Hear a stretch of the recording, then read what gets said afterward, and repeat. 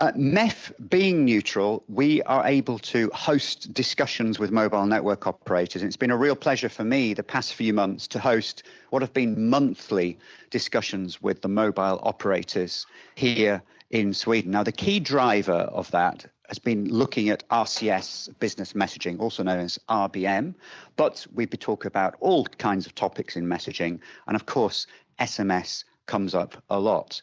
But we've got to be mindful that business messaging is about far more than just SMS and RBM. You've got voice. Voice we'll be hearing later from Ellie Katz, for example, from XConnect, when we're talking about the voice side of things. Voice has been around since 1876. SMS has not. SMS has been around properly since December the 3rd, 1992.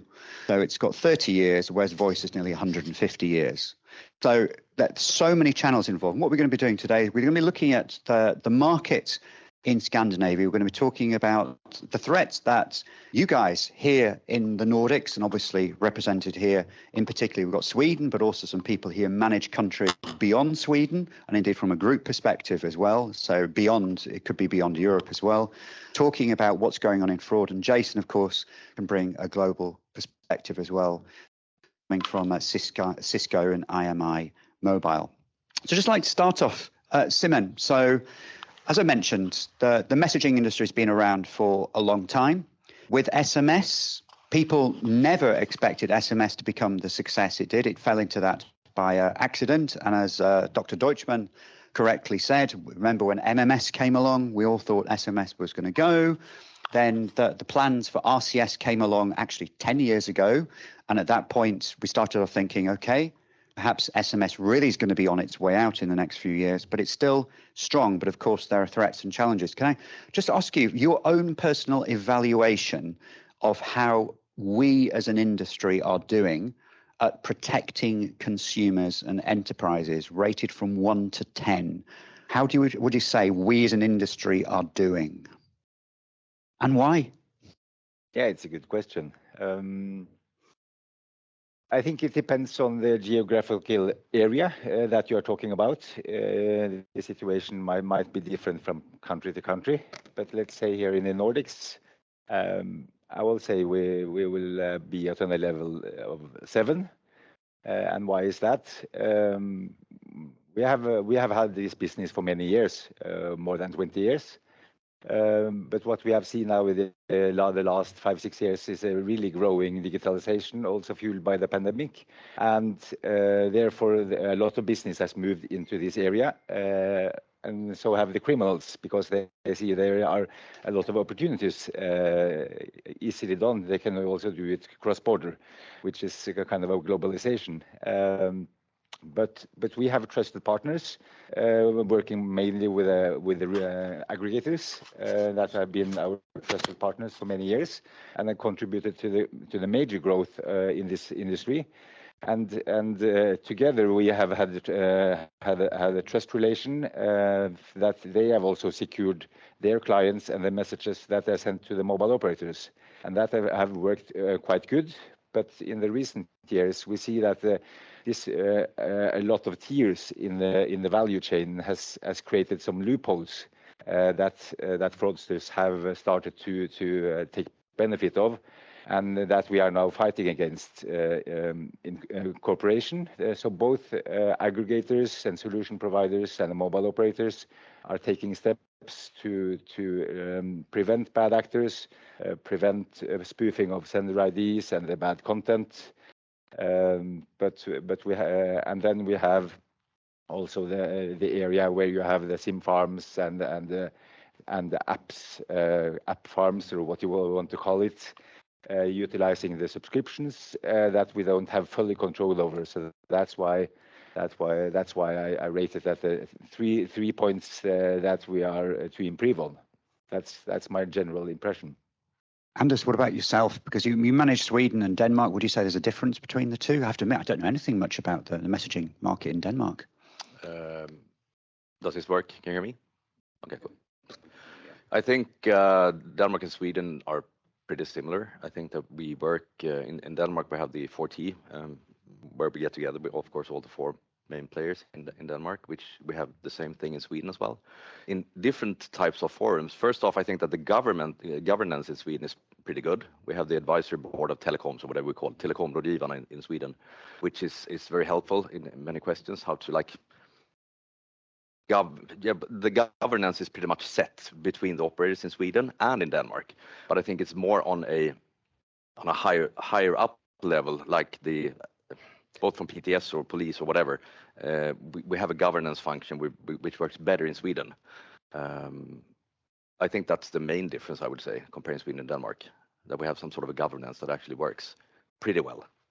So you've got. We'll come to the topic of regulation. It's a really good topic. And so out of 10, I will press you on this. So out of what would you say? Well, I think you made a pretty good statement. And I have to admit, you did very well. I would say and minus 3 points and 3 reasons to each deduction. Yeah. But I think there's, of course, much more to do. It is, even though we are... I think the problem that we have right now is we have some sort of a blame game. Because, I mean, if you look at the operators, we're quite low in the food chain. I don't want to blame the aggregators for being fishy. Of course, we do have aggregators on the market actually acting fish as well. That has been seen with sim farms and especially sim farms, I would say, where we have actually detected that we have aggregators involved in the sim farms. So I mean, governance, of course, is key. Then the discussions that we have between the operators could improve, because I think that sometimes we do have a lot of discussions, but we're not really getting anywhere. We discuss the same topics over and over. Well, Olle can agree on that as well.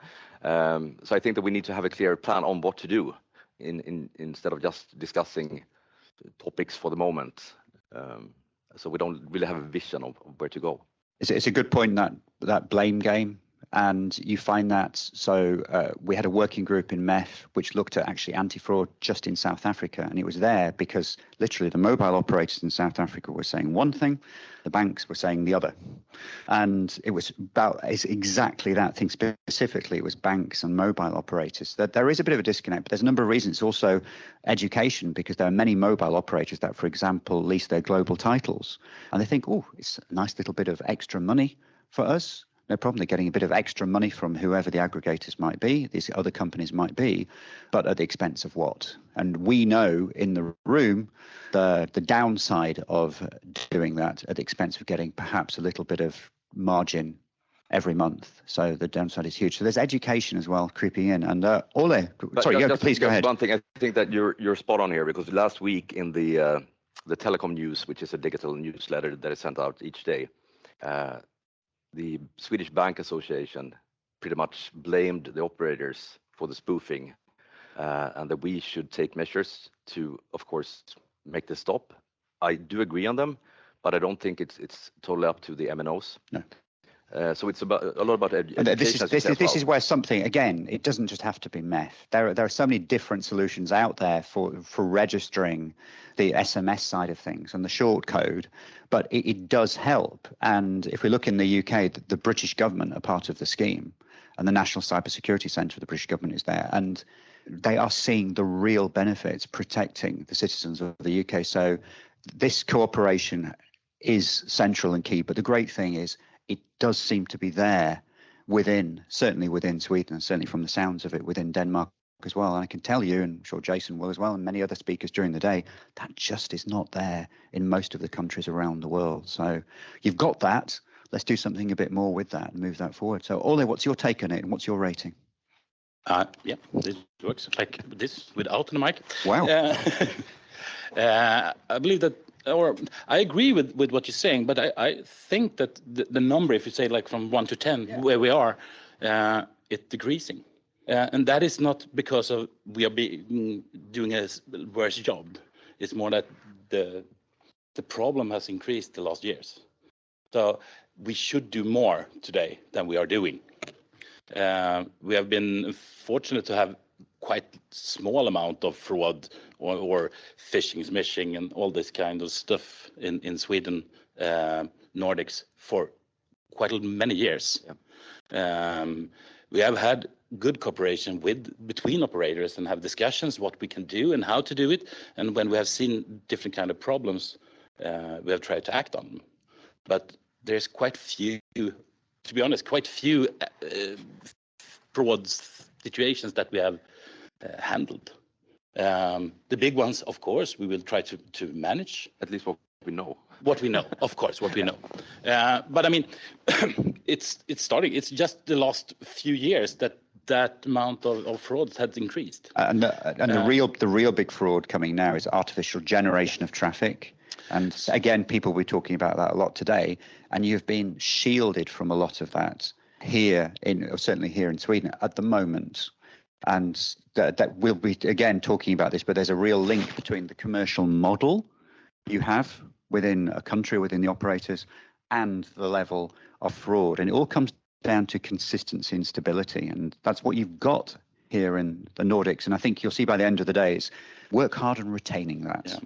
So I think we have more to do, of course. And we have, so maybe 7, maybe 6, maybe, I don't know, to be honest, where we are today, because I think we protect the people that we need to protect as good as we can. But there's a lot of work that we could do more. And as you said, and I was smiling a bit, we have been in discussions for years. We have quite good open discussions with the parts that we can discuss and how to do anything. But to make it happen jointly is hard, both with a lot of different agendas, with plans, with rollouts and all that. So I believe that the discussion we have nowadays with you attending and managing is super. It's really important that we have some other parties that are moving us together forward together. And that's, I guess, my point of it, with what's not already been said. Thank you. And Jason, you're taking it. You can so many different angles to it. Yeah, thank you. Have we got 3 hours? Is that okay? Or no? I haven't. No. Yes. I think for me, actually, as an industry, we've done quite well. I'd go higher than a 7. Actually, I'd probably go to an 8. I think it depends on the country and the operator and the situation in different markets. But generally, I think it's quite good. If you were to roll back 5 years, let's say, how many big sort of smishing or spam campaigns would you have seen? Quite a few, actually. How many do you see now where there are millions or tens of millions of messages going out? Very, very few. They don't make it through our systems. Whether that be for the C-Pass players like ourselves or the operators like yourselves, using firewalls and all the controls that we have between us, we do quite a good job of stopping the big fraud, I think.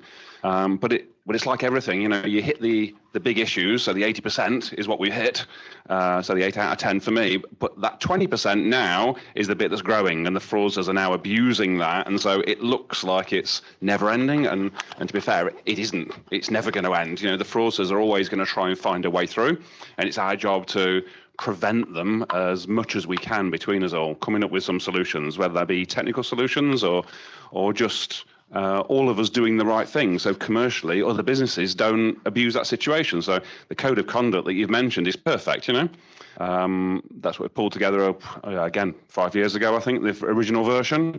We've gone through a few iterations. We're happy to continue to review that and see if there's any more alterations. But it's just about doing the right thing. And as long as we know we can trust others in our ecosystem, then we're doing well. And so I think, in the discussion we've been having on the anti-fraud side within MEF, we're getting closer and closer to a point to say, look, if you haven't signed the code of conduct, should you be involved in some detailed discussions around anti-fraud? In my opinion, the answer is no, you shouldn't. I think we do need to bring everyone to the table, absolutely, and there are certain discussions we can have, but when you go into detailed ones, we need people to say, yes, I'll sign this document to say I am going to do the right thing. It doesn't say, as you said, James, we're 100%, because no one ever is 100%. There's always little gaps in there. I think overall we're doing okay, but we've just got to keep working on it, find the new fraud types from our fraud framework. I know our friends there have been fully involved in adding a new fraud type into the fraud framework, and we'll continue to evolve and add more elements into there as well to help ensure all of us are educated, because this is quite complicated, some of these types of fraud that fraudsters abuse. I was going to say, Simen, you got a point, but I was going to come to you anyway. Go on. I would like to have a comment on this. What I was talking about was my impression, or the Telia company impression of this. But hopefully that is quite different from the end user or B2B perspective, because we have very high standards in this area and high ambitions. So I believe and hope that if you ask an end user or a company here, they would answer with a much higher trust level than we're now talking about. So that is also good to yeah, because if you compare it to channels like email, how many people have email accounts with literally hundreds, if not thousands, of unread emails in there? What percentage of those are going to be spam? So that is also a little bit biased. Yeah. If you're working a lot with fraud, you see another picture than if you just occasionally get some messages on the phone.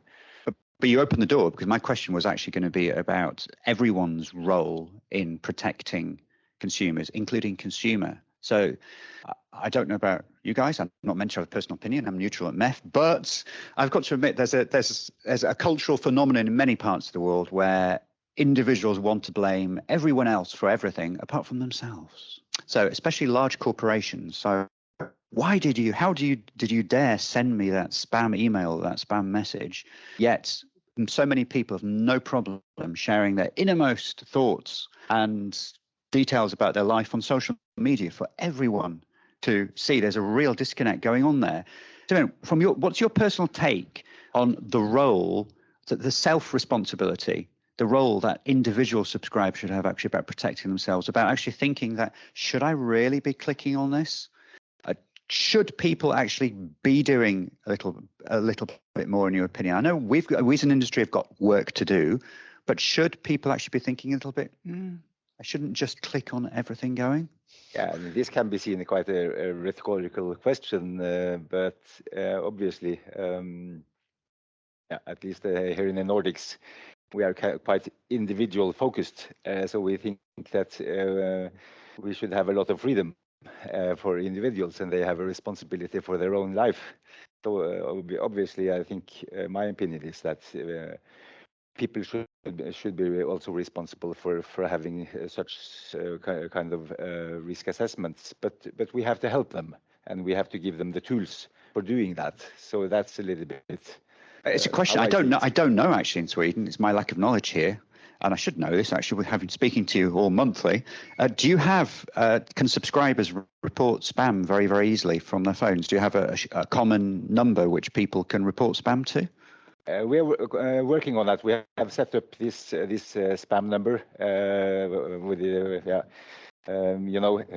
6627, because we've got that in the. Sorry, 772. No. It's amazing, actually. I can pay anything. You need a future phone. Yeah. Shame on me. Yeah. But I think from I mean, that's when it comes to best practice in Sweden, we're pretty good at it, because exactly what you're talking about right now is something that 3 is starting to do, thanks to, of course, this group of people that we have meetings with every month.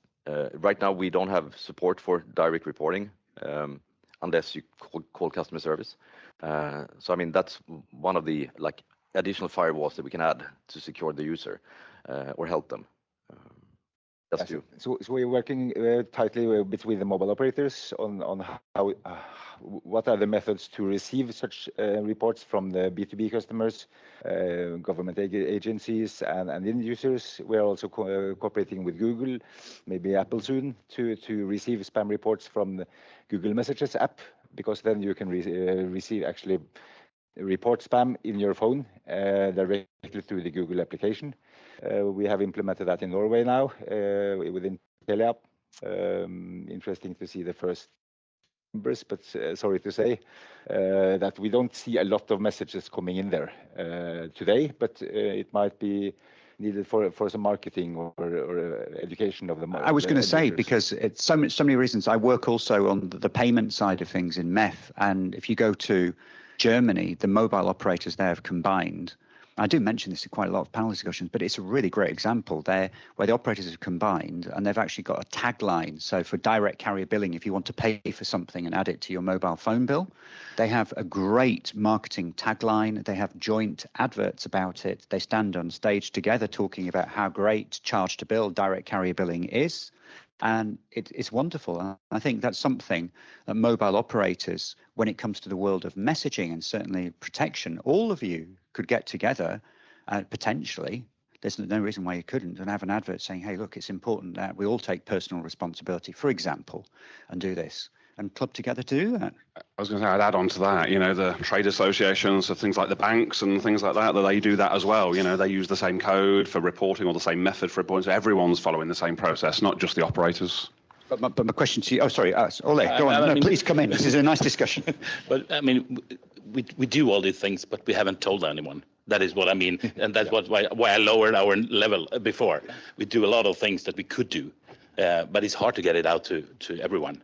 And we start to try to communicate this, even if you get a report to Telia, to get it through to Telenor as well, because it's the same fraud, often the same fraud. So we can use, even if it's a Telia customer that has been outset for this kind of fraud, use that one in all networks as well.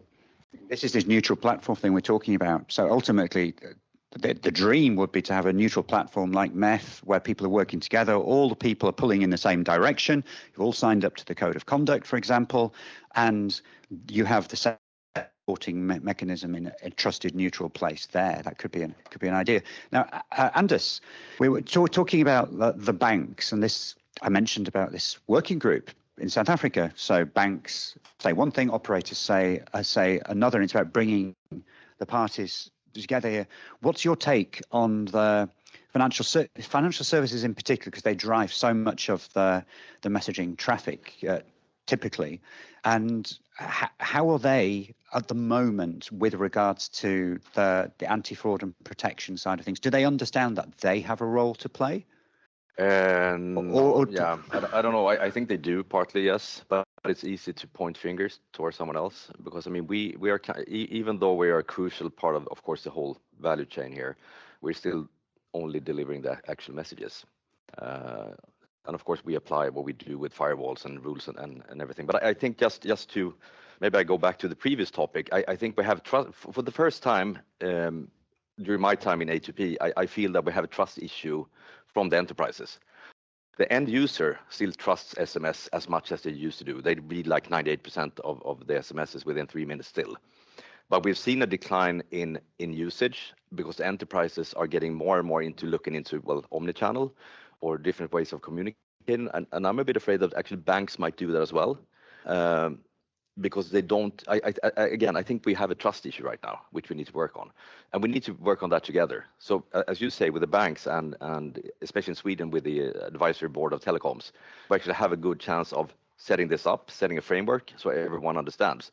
But it's hard to get everyone to the same table to lecture and educate and whatnot. So there's a gap right now. Yeah, and I think what we're seeing as well with the registry, for example, in the UK, we have some brands, it's banks as well, signed up to it, but their logos do not appear on their actual scheme because their take on it is we don't want to be associated with spam. We don't want to basically admit there is an issue, there's a problem.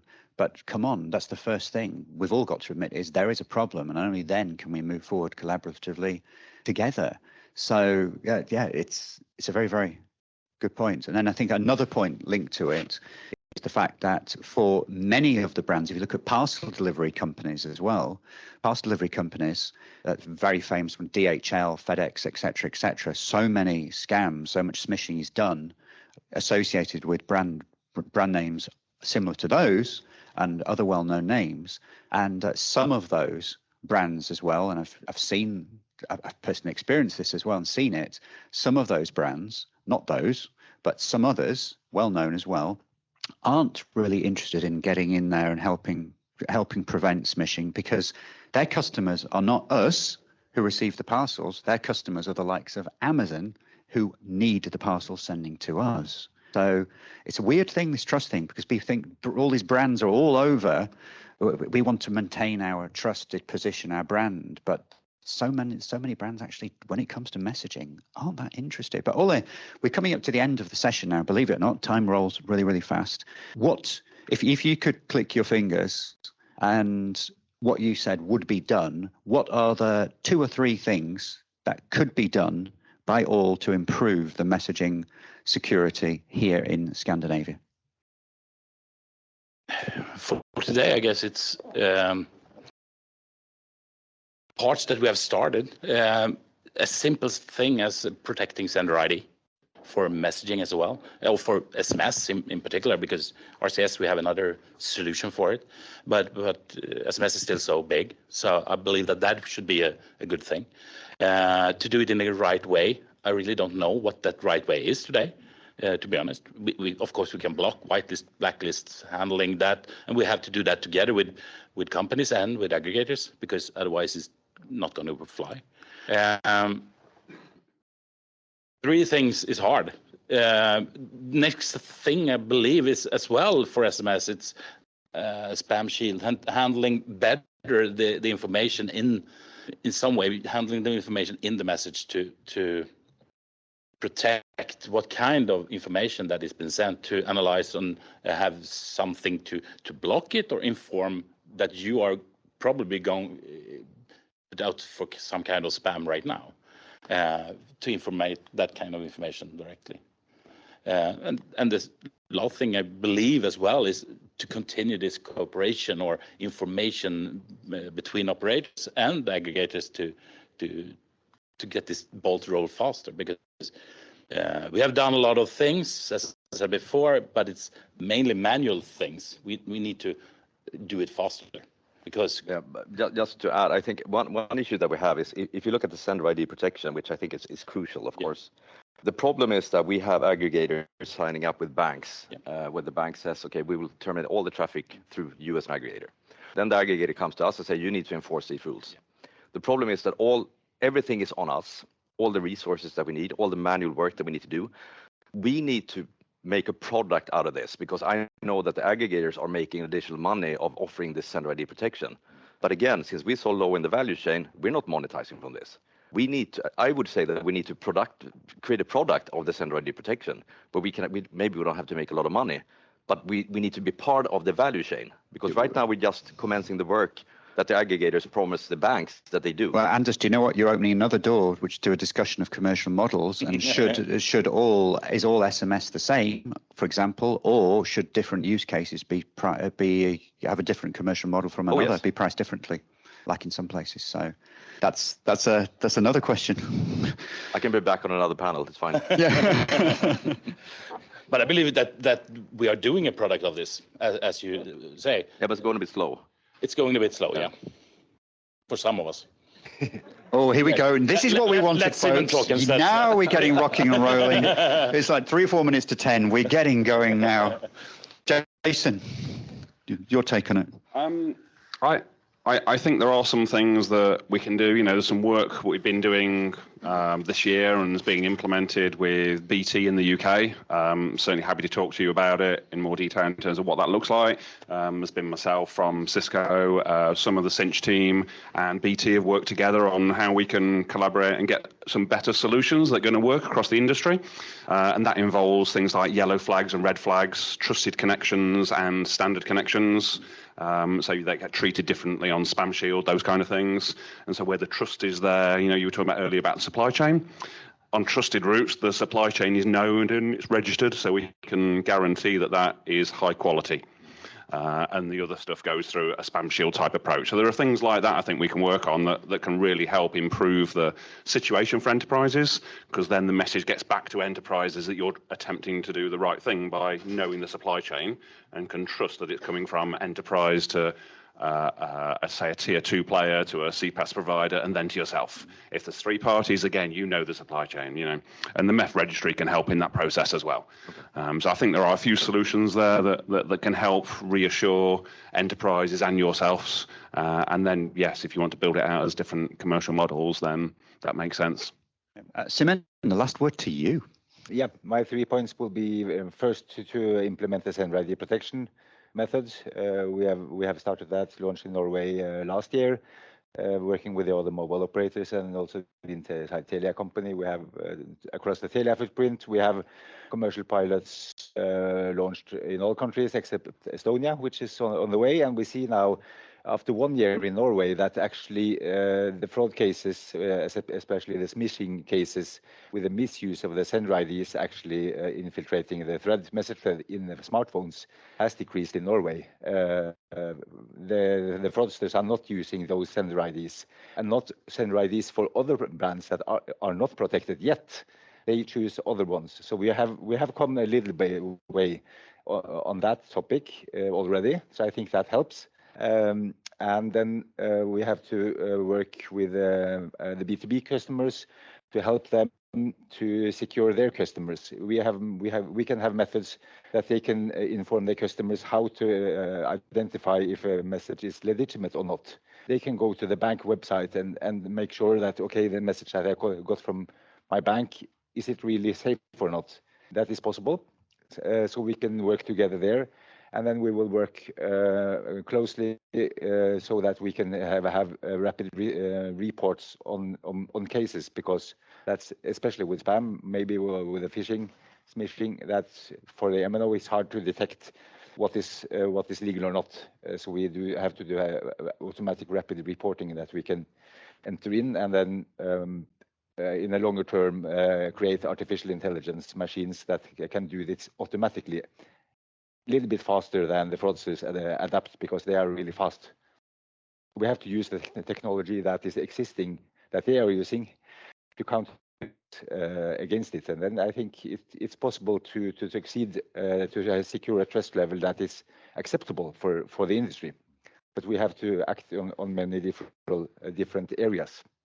Thank you very much indeed. So that was Simen. Thank you very much. Anders, lovely meeting you. And thank you very much. And Olle, as always. And Jason, thank you for stepping in. Much appreciated. Thank you very much. A round of applause, guys, for the folks. Yeah. Thank you. Nice being with you. Next up, we're going to reconfigure, and we're going to be on with our next session, which is looking at the world of number intelligence. Where was my clicker? I probably put it in my pocket. I've got it in my pocket. Helen.